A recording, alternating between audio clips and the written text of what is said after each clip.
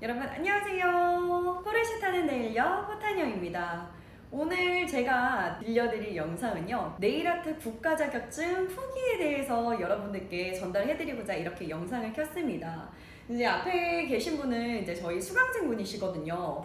네, 독학으로 이제 4개월 정도 공부를 하시고, 네일아트 국가 자격증 자체가 이제 실기가 굉장히 중요한 과목이잖아요. 그래서 네일아트 국가 자격증 시험을 봤을 때 어떤 분위기이며 어떤 과제가 나왔으면 전반적으로 여러분들께서 궁금하시는 내용에 대해서 전달을 해드리겠습니다. 일단 자기소개를 먼저 한번 해주세요. 안녕하세요. 저는 머바레디 뷰티 네일 학원에서 네일 자격증을 수강했던 수강생입니다. 사실 제가 독학을 하면서 그러니까 제 나름은 나 되게 잘하고 있다라고 생각을 많이 했습니다. 처음에는 이제 그 인터넷에 이제 있는 여러 가지 지식과 이제 서적을 통해서 공부를 이제 열심히 한다고 생각을 했는데, 막상 이제 시험이 임박해서 가장 문제점이 뭐였냐면 피드백을 받을 수 있는 곳이 없다는 게 가장 어려웠습니다. 그러다 보니 제가 이제 시험을 봤을 때 불합격으로 이어지지 않았나 생각합니다. 처음에 시험 어디서 보셨죠? 휘경동에서 봤습니다. 휘경동 전반적인 분위기나 이런 게 어땠어요? 일단 휘경동은 사람이 많습니다. 혹시 몇 명이서 보셨어요? 수험자는 25명입니다. 25명이 단 한 명이 될 수도 없이 시험을 보다 보니 시험 분위기 자체도 굉장히 무거웠고, 모두가 다 같이 붙으면 참 좋은 시험이겠지만 경쟁자라는 그 마인드가 있어서인지 서로를 약간 경계하는 느낌 때문에 제가 많이 주눅이 들었던 것 같습니다. 그리고 세팅을 하는 시간 자체가 굉장히 촉박합니다. 휘경동에서 느꼈던 분위기는 시험 세팅을 빨리빨리 해야 내가 이 시험에서 합격할 수 있겠구나라는 생각이 머릿속으로 들게 됩니다. 그러다 보니 점점 더 마음이 조급해지고 이제 차분한 마음으로 시험을 보기에는 다소 좀 어려웠던 게 사실입니다. 그러면 휘경동에서 1과제는 어떤 거 나오셨어요? 저는 프렌치였고요. 네. 예, 바리 그라데이션이었어요. 그러면 이제 중간중간에 이제 감독관님께서 이렇게 계속 이렇게 막 보시고 그러셨어요? 네, 정말 꼼꼼하게 보셨고요. 프리엣지가 일부만 발리지 않아도 그것을 정확하게 보시고서 바로 적는 모습을 제가 봤습니다. 그러면 시험 막 이렇게 세팅을 해놓잖아요. 그러면 이 시험 준비물에 대한 것도 막 엄청 자세하게 들여다봤어요? 휘경동은 시험자가 25명이기 때문에 아무래도 감독관 두 분이서 로테이션을 하면서 과제물 자체를 많이 보셨고, 그 과정에서 준비물을 하나하나 다 점검하시진 않으셨어요. 중요한 건 핑거볼이 온도가 적당한지 요거를 체크를 하셨던 게 기억이 납니다. 그래서 그때 순간 얼음이 됐습니다, 제가. 그 확인을 했다라는 거는 핑거볼에 이제 손가락을 집어 넣어봤다라는 얘기죠? 네, 그렇습니다. 그 다음에 뭐 시험 보는 도중에 감독관님께서 막 이렇게 좀 자세히 들여다보고 이런 게 있었나요? 네, 굉장히 자세히 들여다보셨습니다. 제가 이제 이 과제 마무리를 할 때 이제 그때 같은 경우도 굉장히 고개를 아주 가까이 들여다보고서 검사를 하고 가셨습니다.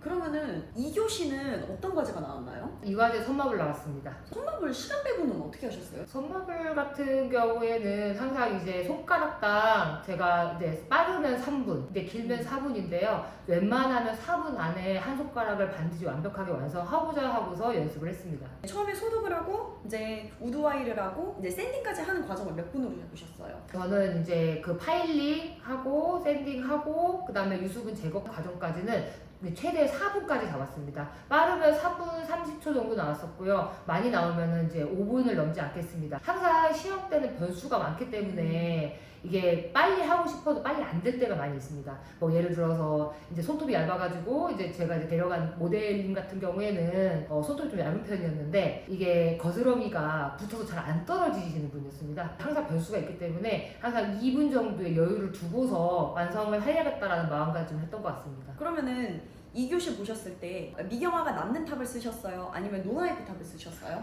저는 노노아이브 탑을 썼어요. 노나이프를 왜 쓰셨어요? 제가 완성을 완벽하게 그 시간까지 못한다는 불안감 때문에 노나이프 탑을 썼습니다. 그러면은 감독관님께서 그 과제물을 이렇게 손으로 만져보기도 했나요? 다 만져보셨습니다. 만져봤을 때 그 결과물이 어땠나요? 지문 자국이 났나요? 안 났나요? 저 같은 선마블은 그래도 안정적으로 좀 마무리가 됐기 때문에 네, 제가 큐어를 하고 나서도 마지막에 광택이 잘 나는지 확인을 했습니다. 그래서 사이드 부분이 조금 마무리가 덜 된 것 같아 보이는 부분은 제가 탑을 조금 더 이제 마감을 해가지고 마무리를 했고요. 그래서 네, 지문 자국이나 특별히 이제 그런 부분은 없었습니다. 3교시는 뭐 나오셨어요? 3과제는 제로톤이 나왔습니다. 제로. 제로톤 스카쳐요. 시간이 조금 여유로웠나요? 제일 원톤은 항상 여유가 있었습니다. 그래서 시험장에서도 제가 마무리를 했을 때는 35분이었습니다. 그러면 시간 남으신 다음에 나머지 시간에는 뭐 하셨어요? 제가 이제 온라인에서 많은 정보를 입수한 결과 빨리 검사를 받으면 아무래도 더 꼼꼼하게 볼 수밖에 없다는 이제 얘기를 듣고서 아무래도 이때 검사를 받으면 안 되겠다 생각이 들어서 이제 그때 이제 분진 제거를 이제 열심히 했습니다. 이게 제론톤 같은 경우에는 큐티클 오일을 썼을 때 감점이 된다는 얘기가 많이 있어서 큐티클 오일은 아예 세팅을 하지 않았고요. 그리고 그 상태에서 소독제 거즈에다가 소독제를 묻힌 다음에 손가락에 있는 분진들 그리고 제 손 소독을 하면서 시간을 많이 보냈고 1분 정도가 남았을 때 나머지 도구를 전부 다 정리해가지고 마무리를 했습니다. 그럼 4교시는 이제 인조 손톱을 제거를 하는데 어떠셨어요? 이제 희경독에서 사과제를 했을 때는 이제 제가 베이스도 제거가 잘 되는 베이스를 사용했고 이제 그리고 볼을 많이 올리지 않았기 때문에 제거가 한 번에 호로록 다 됐습니다. 실제로 이제 호일을 5분 정도 감았을 때 남는 이제 잔여물이 하나도 없었기 때문에 푸셔로 살짝 밀어서 전부 다 떨어졌고요. 이제 그러고서 깔끔하게 큐티클 오일을 발라서 마무리를 했습니다. 그러면은 사과제 하셨을 때 인조 네일을 커팅을 하고 그 다음에 파일링을 하고 아세톤을 얹는 작업 있잖아요. 이 시간 배분은 어떻게 하셨어요?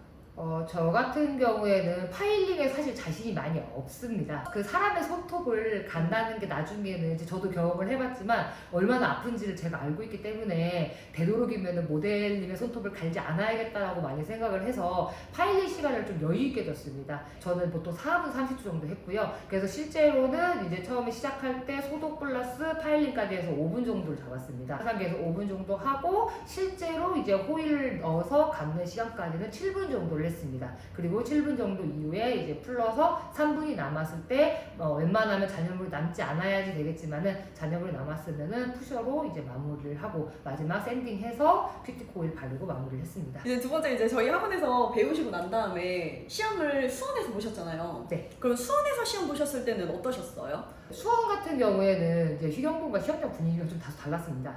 일단은 세팅 시간이 비교적 여유가 있었고요. 사람마다 이제 감독분도 다들 감독관님들도 다 다르기 때문에 또 어떨지 모르겠지만 제가 만나뵀던 감독관님께서는 이제 그 중간중간 또 휴직을 또 하셨고 이제 그 동안에 이제 진행 요원분들께서 세팅하는 시간을 되도록 여유 있게 주시려고 노력을 하신 것 같습니다. 그러다 보니까 편안한 마음으로 시험을 준비할 수 있어서 그게 굉장히 좋았습니다.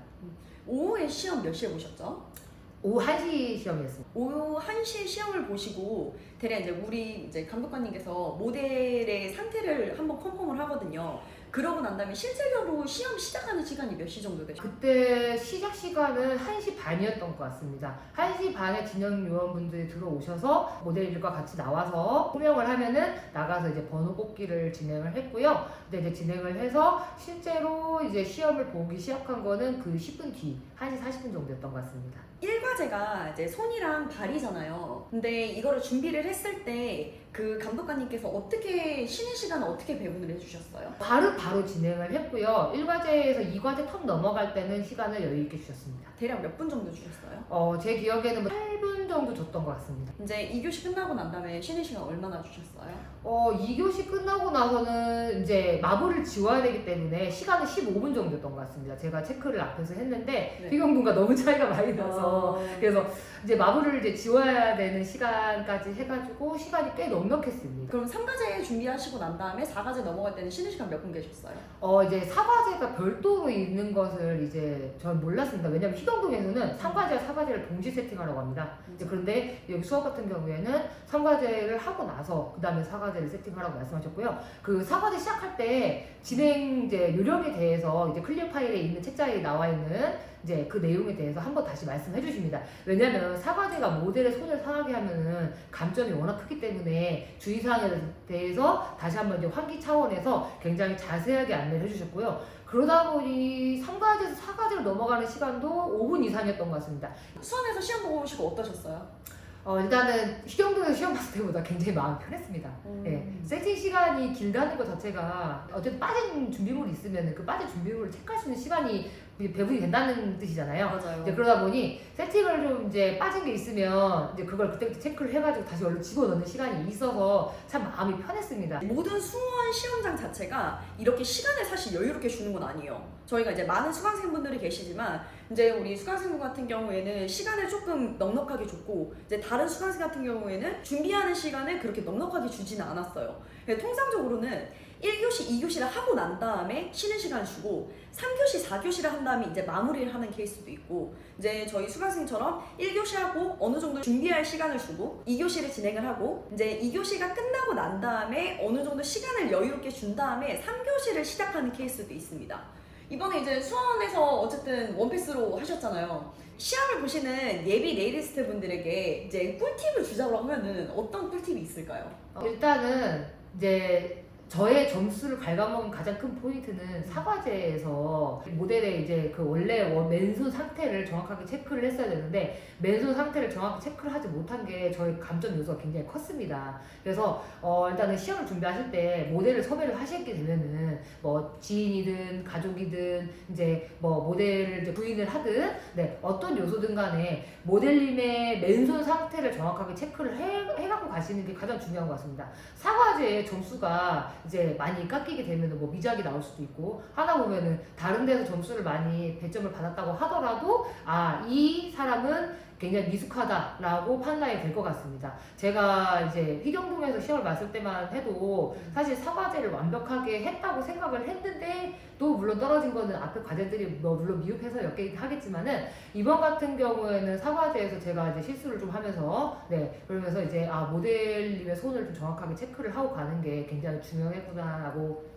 많이 생각을 했고요. 두 번째는 시험장에서 이 정도는 봐주겠지라고 생각하시는 분들이 좀 덜어 계신 것 같아요. 저 같은 경우에는 사실 처음에 시험 볼 때도 그랬고 두 번째 시험 볼 때도 그랬고 그러니까 항상 머리도 깔끔하게 최대한 단정하게 눈에 띄지 않게끔 해갖고 가야겠다라고 생각을 했었는데 간혹 이제 수험자분들을 보면은 이제 물론 이제 뭐 준비는 나름 하셨겠지만 제 기준에는 이 정도면 됐겠지라고 생각을 하고 오시는 분들이 이 정도면 됐겠지라는 내용이 뭐예요? 뭐 예를 들어 그거예요. 머리를 풀어 해체해서 오신다든가 모든 미용사 자격증의 그 분야에서 가장 중요한 건 위생이라고 생각을 합니다. 맞아요. 그래서 그 얘기를 정말 귀에 딱지가 않도록 제가 너무 독학할 때부터 많이 들었기 때문에 합격하신 분들을 통해서 그래서 그 얘기를 많이 들었기 때문에 첫 번째가 위생이고 마지막도 위생인데 그러니까 머리카락이 만약에 네일을 하다가 떨어진다고 생각을 하면은 그거는 감점이 안 될 수가 없다고 생각을 합니다. 그렇기 때문에 일단은 머리나 복장은 항상 규정대로 하시고 그리고 이제 저도 이제 합격을 하고 나서 문의를 굉장히 많이 받은 게 뭐냐면은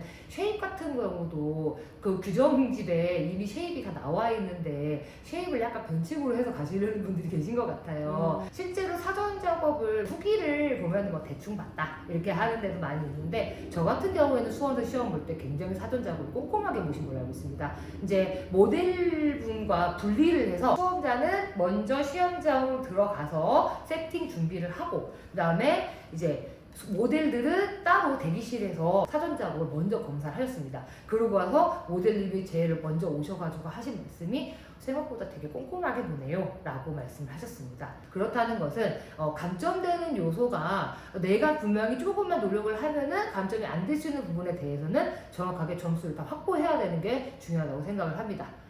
그리고 마지막으로 부정행위는 절대로 하시면 안 됩니다. 뭐 예를 들어서 이제 수험자들과 시험 시간 안에 뭐 재료를 교환한다든가 아니면 시험 시간 중간에 책을 갑자기 열어서 본다든가 아니면 뭐 지퍼백에 스티커 같은 걸 크게 붙여가지고 감독관님 눈에 띄게 막 이게 순서가 막 적혀 있는 걸 막 읽고 있다든가 이런 경우는 다 부정행위로 간주될 수 있기 때문에 부정행위에 항상 유의하셔서 시험에 응하시면 분명히 합격하실 것 같습니다.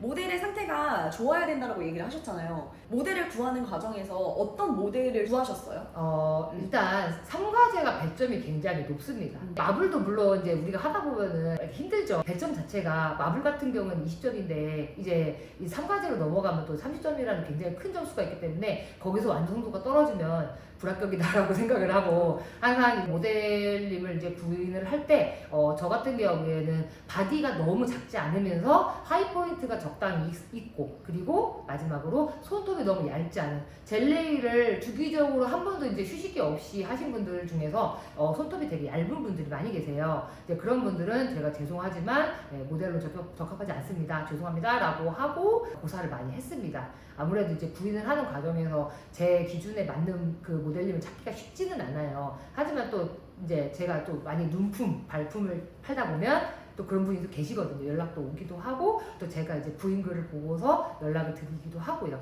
네, 그렇게 해서 네, 저는 이제 하이 포인트가 네, 좋은 분을 이제 섭외를 해서 갔고요. 그리고 이제 아무래도 경험이 있으신 분이 적절합니다. 왜냐면 이 램프 같은 경우에도 젤레이를 많이 안 해보신 같은 경우에는 손을 넣는 것 자체가 맞아요. 달라요. 연습을 할 때도 이게 램프 안에까지. 살며시 네. 넣어주셔야 되는데 막 넣으세요. 네, 그게 바로 저희 남편입니다. 네, 막 넣으십니다. 네, 그러면은 이제 열심히 정말 공을 들여서 발라놓은 젤들이 다 들러붙어서 다 작품을 망치게 되겠죠. 이제 그런 경우 때문에도 이제 웬만하면 젤레이든 연장이든 과정에 대해서 어느 정도 이해도가 있는 분을 이제 구인해서 데려가시는 게 적절하다고 생각합니다. 실제로 이제 램프 안에다가 이제 손을 이렇게 살며시 넣어야 되잖아요. 살며시 넣어야 되는데 그게 아니라 이제 막 이렇게 넣게 되면은 램프 벽면이랑 부딪힐 수도 있고, 그리고 엄지 같은 경우에는 램프가 조금 작다라고 하면은 이 과제물을 넣었을 때 엄지가 이렇게 옆에 스쳐요. 그렇기 때문에 램프도 이제 조금 넉넉한 사이즈로 가져가야 되고, 모델이랑 사전에 꼭 타고 실습을 해서 데려가는 거를 추천을 해드립니다. 이제 그런 걸 많이 물어봤어요. 네. 사전 작업 원코 돼가야 되나요? 투코 돼가야 되나요? 제가 모델님 운이 진짜 좋았던 것도 있는 것 같습니다. 그러니까 모델님이 그 말씀을 하시더라고요. 원칙대로 해가야지 변칙을 자꾸 쓰다 보면은 분명히 나중에 그러니까 그런 거예요. 그러니까 다 완벽하게 해갔으면은 나는 다 완벽하게 해갔으니까 괜찮아, 문제가 되지 않아, 감점 안 되겠지라고 생각을 하지만 내가 완벽하게 안 해갔으면 나중에 이제 시험 만약에 불합격을 했어요. 그러면 내가 거기서 이걸 투컷 해야 되는데 원컷을 해가지고 내가 떨어진 건가? 약간 이런 생각을 하면서부터 이제 제가 정신적으로 굉장히 괴로워지는 이제 그 모양새가 나오거든요. 이제 그러다 보니까 되도록이면 이제 내가 해갈 수 있는 거는 다 완벽하게, 아까도 말씀드렸지만 완벽하게 해가시는 것을 추천을 드립니다. 그래서 모델님이 얇게로 투컷 하시죠? 라고 하시더라고요. 그래서 얇게 투컷을 하고 탑코트까지 바르고 갔습니다.